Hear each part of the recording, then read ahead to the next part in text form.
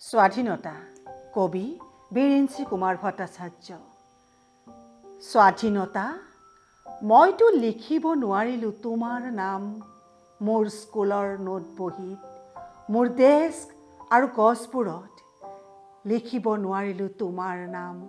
ৰাতিৰ আশ্চৰ্যবোৰত, দিনৰ চেতৰুটিবোৰত, মোৰ শৈশৱৰ প্ৰতিধ্বনিত আৰু মৃত্যুৰ দুৱাৰ দলিত লিখিব নোৱাৰিলোঁ তোমাৰ নাম।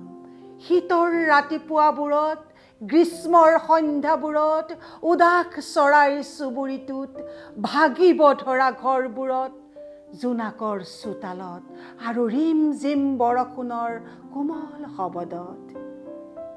স্বাধীনতা লিখিব নোৱাৰিলোঁ মই তোমাৰ নাম বৃন্দাবনত, জুমা মছজিদত, জালিৱানৱালাবাগত, মীনাক্ষীপুৰমত, মুৰাদাবাদত, দুলিয়াজানত লিখিব নোৱাৰিলোঁ তোমাৰ নাম।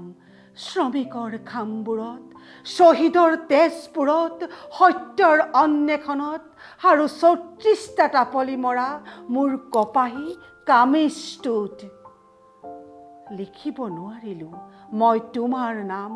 বন্ধুৰ দীঘল হুমুনিয়াহবোৰত, আম্বেদকাৰৰ শোৱনি কোঠাত, সংবিধানখনৰ কোনো এটা দফাত, ছুপ্ৰিম কোৰ্টৰ বেৰবোৰত, গান্ধীজীৰ উপাসনা কোঠাত, মাউণ্ট বেটেনৰ সমাধিৰ ওপৰত, আনকি স্বাধীনতা লিখিব নোৱাৰিলোঁ মই তোমাৰ নাম মোৰ দেশৰ ত্ৰিৰংগ পতাকাখনত।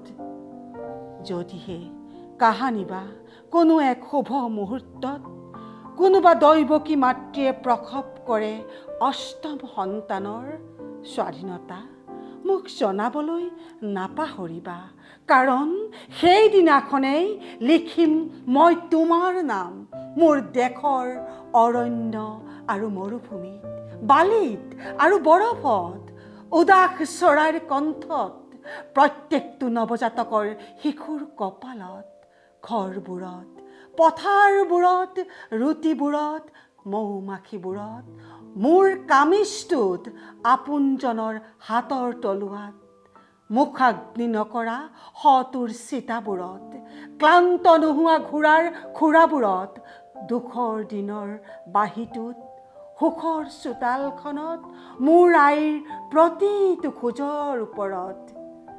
স্বাধীনতা সেইদিনাখন কতেই বা নিলিখিম মই তোমাৰ নাম। ধন্যবাদ।